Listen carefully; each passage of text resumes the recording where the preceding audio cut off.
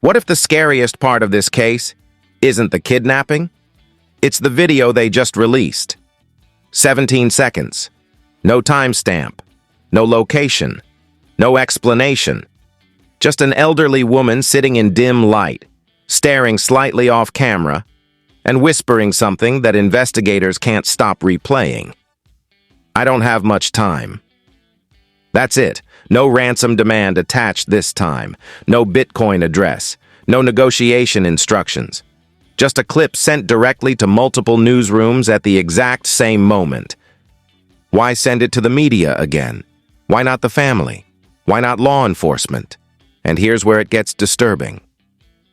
In frame 4, barely visible, analysts noticed something in the background that was never released publicly.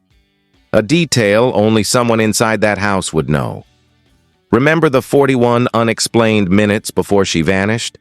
Cameras disabled, pacemaker disconnected, blood droplets on the porch. Now suddenly we're supposed to believe this grainy clip proves she's alive? Or is it proving something else entirely? Because the deeper you look at that 17-second video, the more it feels less like reassurance, and more like a message, and maybe not to the family. The moment that 17-second clip hit the newsroom inboxes, everything changed.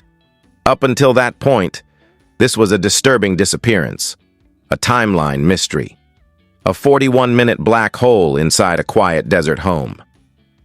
But the second that video file appeared, untitled, untraceable, I sent through an encrypted server bouncing across 3 countries. This stopped being just a kidnapping story. It became a psychological chess match. Let's rewind for a second. 8 days earlier, an 84-year-old woman vanishes from her home in the Catalina foothills outside Tucson. No shattered windows, no overturned furniture, no signs of chaos, just cameras that mysteriously go offline at 1:47 a.m. Not glitching, not buffering, disconnected, manually. And then, at 2:28 a.m., her pacemaker app loses connection to her phone, which means one thing: she was physically moved more than 30 feet away from it. 41 minutes. That's the window. That's the clock. That's the part nobody can explain. Kidnappings are fast. In, out, gone. You don't take a house tour, you don't browse, you don't linger, unless you're looking for something, or unless something goes wrong. The front door had pry marks. The porch had tiny droplets of blood. Not splatter, not a pool, just drops. From the kind that suggest a struggle, not an execution. Her purse was inside, her keys inside, her phone untouched, Apple Watch still charging on the nightstand, medication still in the cabinet. This wasn't someone walking away. This wasn't someone leaving voluntarily. This was removal. And then the ransom demand didn't go to the family. It went to the media, multiple newsrooms, same structure, same tone, demanding millions in Bitcoin. Calm, clinical, no emotional theatrics, no screaming. No threats of violence in bold letters, just instructions, a wallet address, a deadline. But here's the strange part. The email explicitly said there would be no communication, no replies, no negotiation, one direction only. That's not how ransom works. If you want money, you open a channel. You apply pressure. You escalate. You build fear. You show proof of life. And for days, there was none. Deadlines passed. Nothing happened. No follow-up threats. No finger in a box. No escalating consequences.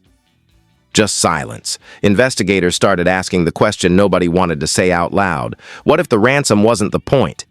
Which brings us back to that video. 17 seconds. Shot vertically. Dim lighting. She's sitting in what appears to be a chair. Hands visible. No obvious restraints. A single overhead light casting shadows across one side of her face. She looks tired. Pale. A bruise along the edge of her wrist, or maybe just a shadow. Hard to tell. The camera doesn't move. There's no visible background except a blank wall and what looks like a dark object partially in frame. She speaks once. "I'm still here." Not "help me," not "pay them," not "they hurt me." Just, "I'm still here." Then the video ends. No metadata. No location data. Scrubbed clean. Forensics immediately enhanced frame by frame, and that's where things get strange. In frame 4, literally less than half a second into the clip, analysts spotted something in the reflection of what might be a metallic surface behind her. A flicker, a shape, possibly equipment, possibly a camera stand, possibly something that suggests this wasn't a frantic hostage video filmed on a phone in panic. It looked staged. And here's where public reaction exploded. Social media split in half overnight.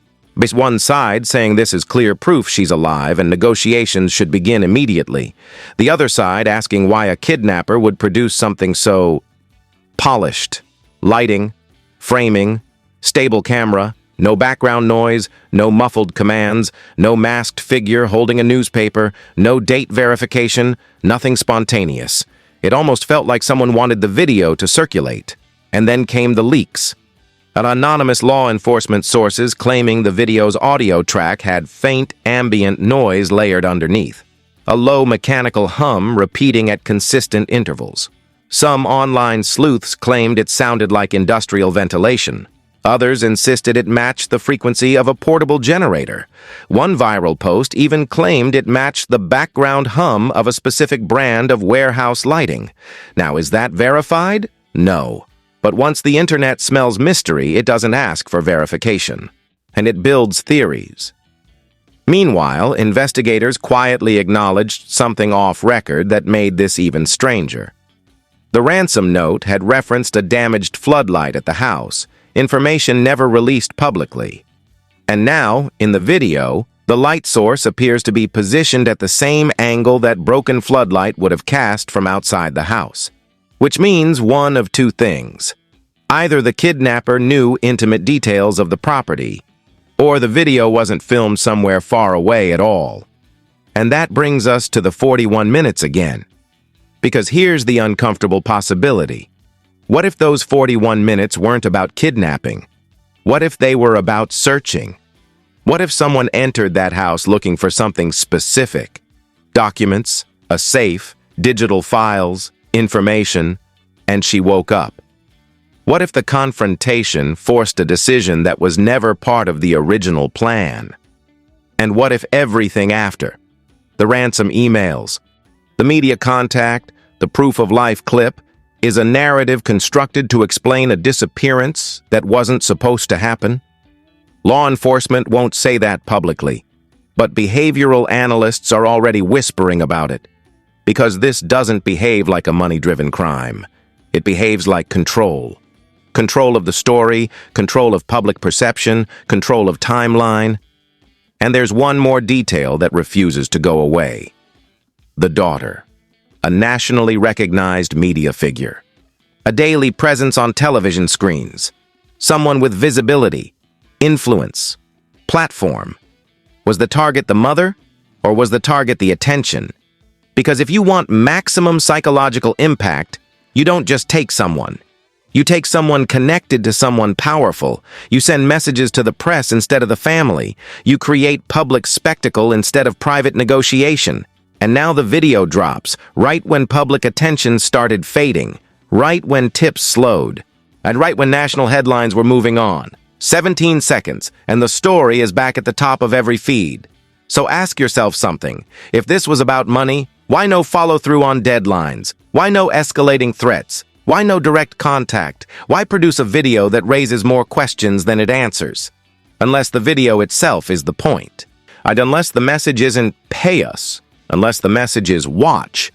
And as investigators continue enhancing pixels and tracing digital footprints across international servers, one fact remains unchanged. 41 minutes inside that house. Because until someone explains what happened during those 41 minutes, every video, every email, every ransom demand feels less like a crime in progress and more like a story being written in real time. And that's where things get even more complicated. How by now the entire case had taken on a life of its own. Tips flooded in from every corner of the country, some plausible, some laughably absurd. Social media detectives claimed they had traced the origin of the video to a warehouse in a nearby industrial district. Others insisted the background hum matched a generator used in a remote desert compound. Every new theory, no matter how speculative, was dissected and debated, memes created, and conspiracy threads spun out of control. Analysts quietly sighed. Public attention was no longer a tool. It had become a weapon, and everyone seemed to be pointing fingers in every possible direction, except the one that might actually matter. Investigators went back to the basics, the house. 41 minutes, every second meticulously reconstructed. Motion sensors, security logs, pacemaker disconnects, and the odd placement of tiny blood droplets told a story of tension, of struggle, and of methodical planning. But the problem was, what exactly were they planning? Robbery? Abduction? Or some obscure goal that no one outside the house could even guess at? There were no signs of forced entry other than the front door pry marks. Nothing inside had been ransacked. Electronics, jewelry, cash, personal effects, all untouched. If money was the motive, the execution was spectacularly inefficient. If kidnapping was the motive, it was unusually staged. Something didn't add up. And it had analysts running through the same 41-minute timeline again and again, searching for patterns that may or may not exist. Private investigators working for the family reported strange findings as well. One noted a light-colored van circling the neighborhood around the time of the disappearance. Surveillance from a convenience store a mile away recorded two figures in dark clothing, faces obscured, buying bottled water and snacks. Again, not the behavior of frantic criminals, but deliberate, calm, and organized. The van had no license plate, no identification, yet its timing was uncanny. Arriving in the neighborhood, leaving afterward, always just far enough from the home to avoid cameras, prepared, calculated, deliberate. And while investigators could analyze the movements, they could not explain the purpose. Why linger? What were they waiting for? The ransom emails, meanwhile, continued to mystify. Each new message arrived with the same tone. Calm, structured, almost eerily polite. No bargaining, no negotiation, no, we have her, pay now or else. Instructions were always final. Deadlines came and went without consequence. The Bitcoin wallet remained static. Analysts noted this behavior was uncharacteristic of traditional kidnappers, whose entire modus operandi is built around creating urgency and fear. Instead, the sender seemed patient, almost detached, as if the currency of this crime wasn't money at all. Perhaps attention, perhaps chaos, perhaps proof of their own control. Every carefully chosen word in those emails hinted at planning, almost theatrical planning. Every line seemed designed for someone watching, somewhere far removed from the crime scene. Anonymous sources hinted at a more disturbing angle. They suggested the individual or individuals behind the disappearance may have had insider knowledge of the house layout. Certain details about broken floodlights, camera placements, and furniture positions were referenced in messages to news outlets that no one outside the home should have known. Every clue pointed to someone either extremely well prepared or disturbingly intimate with the environment. And if this wasn't a random act, the implications were clear. This was targeted, highly personalized, and psychologically manipulative. Whoever orchestrated it knew how to get the world talking without revealing a single shred of direct evidence. The power of narrative, and it seemed had become the weapon itself. Public speculation ran wild. Internet sleuths debated motives, creating elaborate timelines, speculative diagrams, and pseudo-psychological profiles of potential perpetrators. Some suggested it was revenge for a perceived slight. Others argued it was purely a statement of dominance. Take someone connected to media visibility, manipulate public perception, and control the narrative. Rumors spread about secret cameras, double agents, and insider collusion. None of it was verified. Some of it was clearly hoaxes. Yet every new theory only added fuel to the fire. Every unverified lead distracted attention from the original question: what really happened during those 41 minutes? And while online chatter reached fever pitch, investigators were quietly narrowing focus. Behavioral experts highlighted patterns in the clip: posture, hand placement, micro-expressions, subtle bruising, faint background noises. Analysts argued that the video itself was both proof of life and proof of planning. There was no panic. There was no chaotic struggle.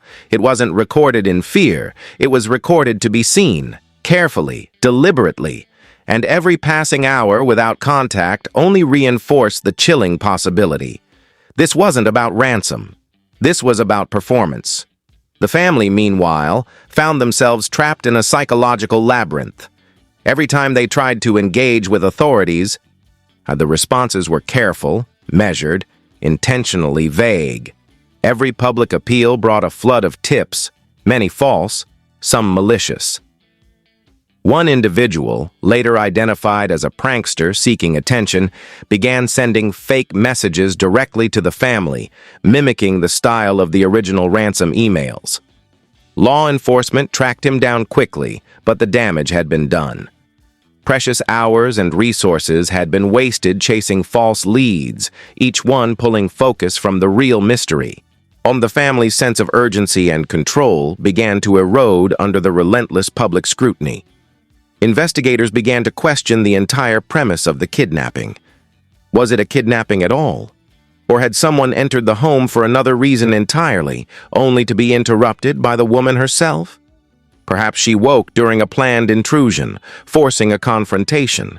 Perhaps she was taken as collateral or as leverage, while something else of value was removed or observed.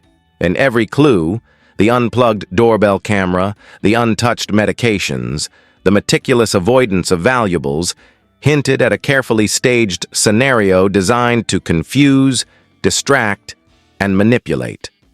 Not a botched crime, not a chaotic theft, but a performance. A story constructed in real time, with each element choreographed for maximum psychological effect. Meanwhile, the media landscape was in overdrive. Every outlet, local and national, reported on the case with a mix of fascination and horror. Analysts debated every frame of the clip. Commentators speculated endlessly about motive. Social media exploded with hashtags, conspiracy theories, and theories about deep fakes. It became impossible to separate fact from fiction, truth from speculation. And that was exactly what the orchestrators wanted. Attention was being weaponized. Public emotion was being manipulated. Narrative control had shifted away from law enforcement, away from the family, and into the hands of someone watching from the shadows, calmly letting the world play along. And then came the leaks about the 41-minute window itself. Internal investigators, speaking on background, admitted they had no idea how someone could spend nearly an hour inside the home without leaving more evidence. Motion sensors detected activity near the front entrance, yet every minute seemed purposeful, deliberate, without signs of panic. It was as if the intruders were searching, evaluating, experimenting, possibly trying to locate a specific item, perhaps seeking information that only the elderly woman or her home contained. But what? No one could say. And every passing hour without answers only deepened the public fascination. Internet sleuths compiled spreadsheets, mapped the neighborhood, speculated on potential targets. Each new post amplified the intensity, creating a feedback loop that the orchestrators could barely believe they had created. By the fifth day, the psychological toll on the family was tangible. They were forced into the spotlight, pleading publicly for proof of life, for reassurance, for control over a story that seemed to have been stolen from them. Each new message, each new clip, each new tip blurred the line between reality and performance. The clip, while only 17 seconds, had become the central artifact of the entire ordeal. Analysts debated every shadow, every reflection, every background sound. Was this proof she was alive? Or proof someone was manipulating the narrative? And if the latter was true, who was this puppet master, and what did they want? Rumors began circulating about potential motives beyond ransom. Could this have been revenge against the family's media presence? A warning? A demonstration of skill, planning, and audacity? Was the purpose to humiliate, terrify, or simply to watch the world react? Some anonymous insider claimed that prior incidents suggested similar patterns: careful planning, subtle manipulation of public perception, staged threats that never materialized into physical violence. The pattern was consistent. The narrative had been controlled from start to finish, and every analyst, detective, and sleuth quietly asked themselves the same question: if this was not about money, what was it about? And that's when things took another turn. Additional clips surfaced, each slightly different from the last. Slightly longer, slightly more revealing, but still carefully curated. Each one released to select media outlets, never to the family directly. And with each new clip, the tension ratcheted higher. Analysts noted faint differences between clips, subtle changes in lighting, hand placement, shadow orientation. Was someone testing reactions, watching how the world would interpret minor cues?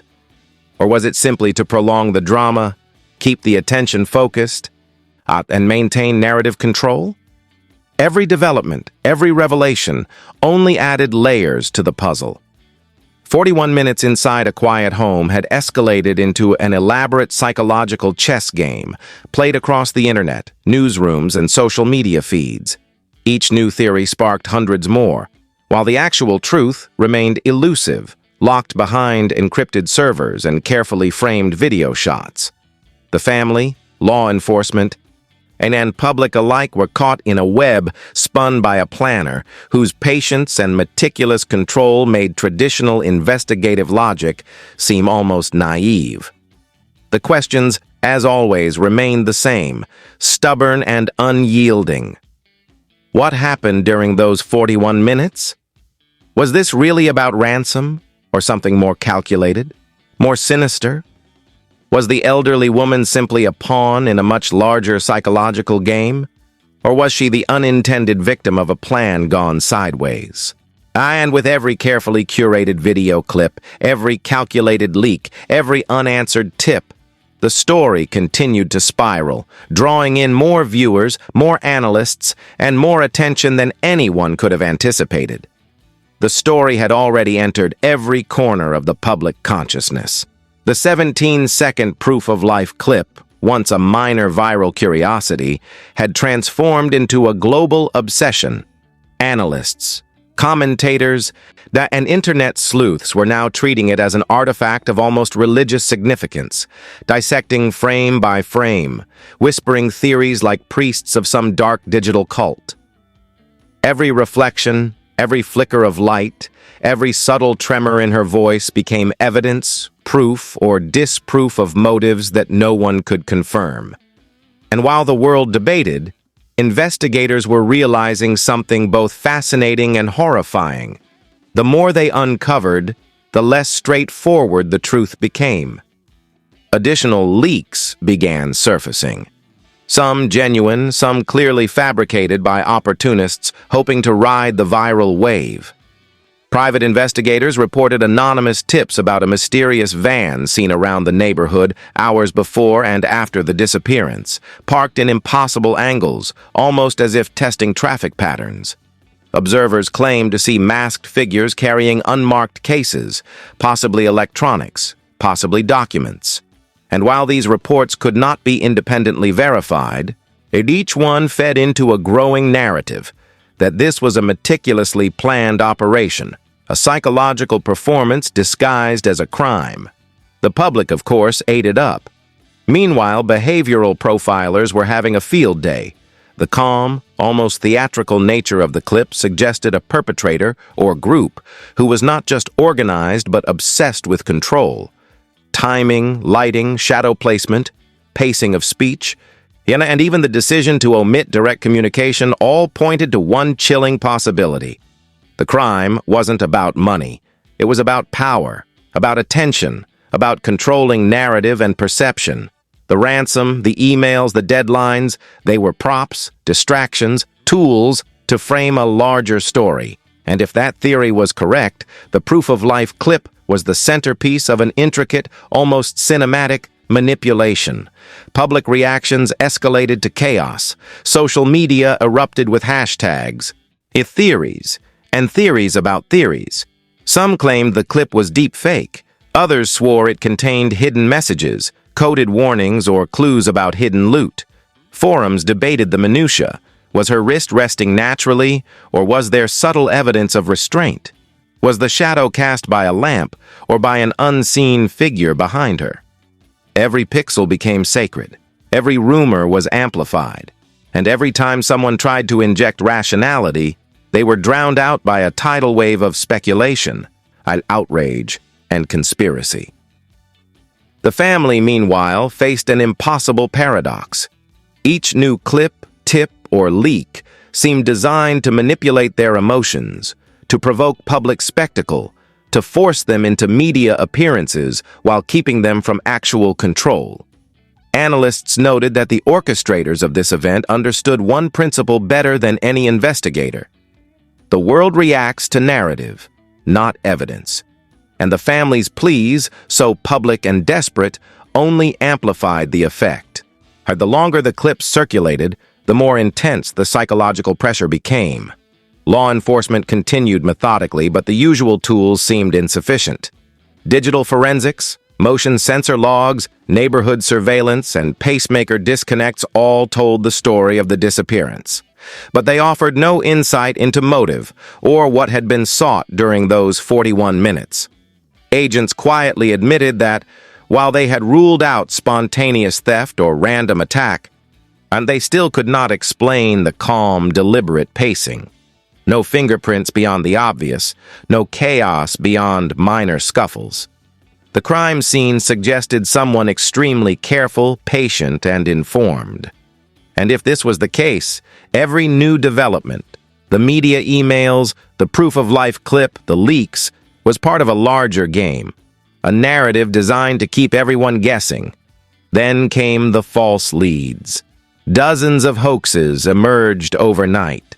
One prankster tried to imitate the emails, demanding cryptocurrency in the exact format of the original message. Another posted new proof-of-life clips online, which quickly went viral before being debunked. Every fake lead diverted attention, drained resources, and amplified public panic.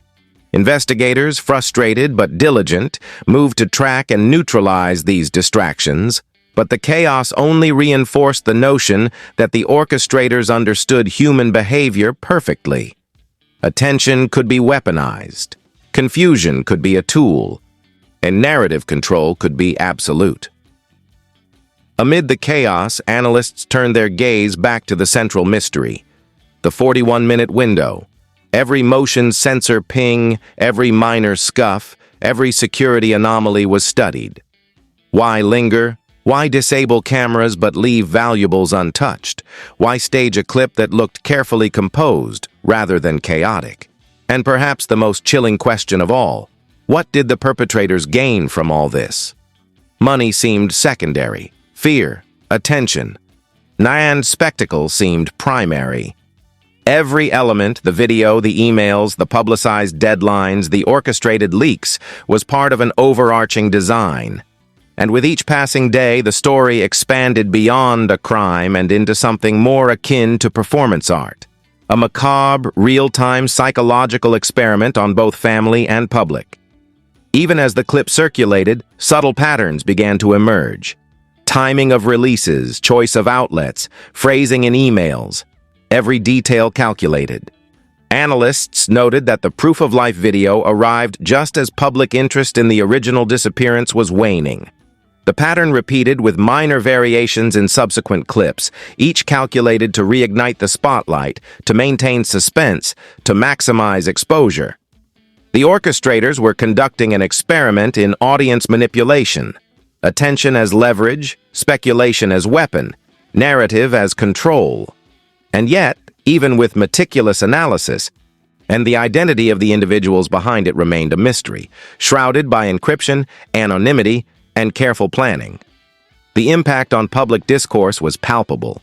Every media segment, every news cycle, every social media thread analyzed every nuance. Experts were called in to comment on hand placement, breathing, facial microexpressions, and subtle shadows.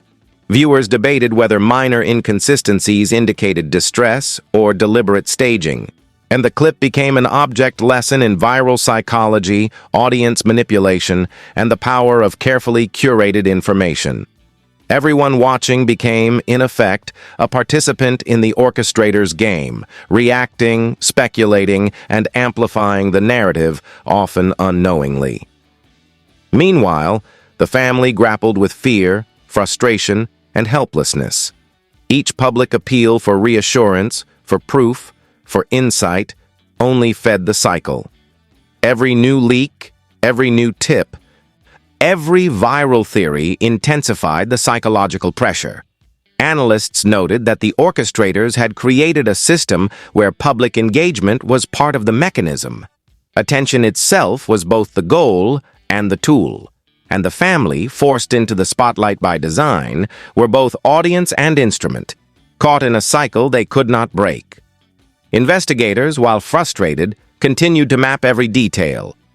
And digital forensics traced the IP addresses of the clips to multiple VPNs across different countries. Surveillance patterns were analyzed. Neighborhood camera footage was scrutinized frame by frame. Every minor anomaly, an unfamiliar vehicle, an unusual pedestrian, a light in a window, was noted, cataloged, and compared against the timeline of those 41 minutes. And yet, despite meticulous attention, the true sequence of events remained elusive. Every lead, every trace, every anomaly only deepened the mystery. Finally, the public confrontation of narrative and reality reached a fever pitch. Every analyst, commentator, and journalist debated whether the clip was authentic, whether the disappearance was real, and whether the orchestrators were still watching, still calculating, still manipulating. Questions about motive, methodology, and psychology dominated every discussion. And in the midst of it all, one chilling realization took hold. The orchestrators had turned everyone into participants. Every viewer, every social media user, every analyst was unknowingly feeding into the control mechanism, amplifying the drama and reinforcing the narrative. It was no longer just a case of disappearance. It was a case study in influence, manipulation, and the weaponization of attention itself. So where did that leave everyone? The family, the investigators, the public, and even the orchestrators themselves? On the surface, the case remained unsolved. The woman's fate still unknown, but the psychological and social impact was profound. The narrative had become self-sustaining. Every new leak, every clip, every analysis kept the story alive, compelling and terrifying. The orchestrators' patience, their meticulous design, and their control over timing had transformed a single disappearance into a spectacle, on a live psychological thriller experienced by millions worldwide. And through it all, one question echoed above all others. What really happened during those 41 minutes? Because until that mystery is solved, every frame of video, every detail in an email, every public speculation, and every digital trace becomes part of a larger, unending puzzle. The family's reality and the public's perception are caught in a delicate, terrifying balance. And the orchestrators, whoever they remain just out of reach, controlling narrative, timing, and attention with a precision that feels almost supernatural. And now, the final question remains for you, the viewer. What do you think happened?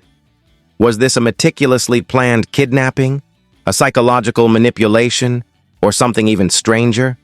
Who was really the target? The woman, the attention, or the narrative itself?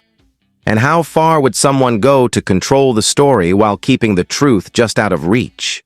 Drop your thoughts in the comments. Debate, speculate, share theories, and if you want to see more investigations like this, the kind that don't just tell you the facts but explore the unthinkable, make sure to like, subscribe, and turn on notifications. Because in this case, the truth is out there, lurking in the shadows, waiting for the next frame to reveal itself. So here's the question that no headline, no clip, no viral post can answer for you. What really happened during those 41 minutes? Was it a kidnapping, a carefully staged psychological game, or something so calculated that the world itself became part of the experiment? Every clip, every email, every tip only pulls you deeper into the maze, and the truth is still just out of reach. Now it's your turn. What do you think? Are the orchestrators playing with the family, with the media, or with all of us at once? Could the proof of life clip be real, or is it just a masterclass in manipulation designed to keep everyone guessing?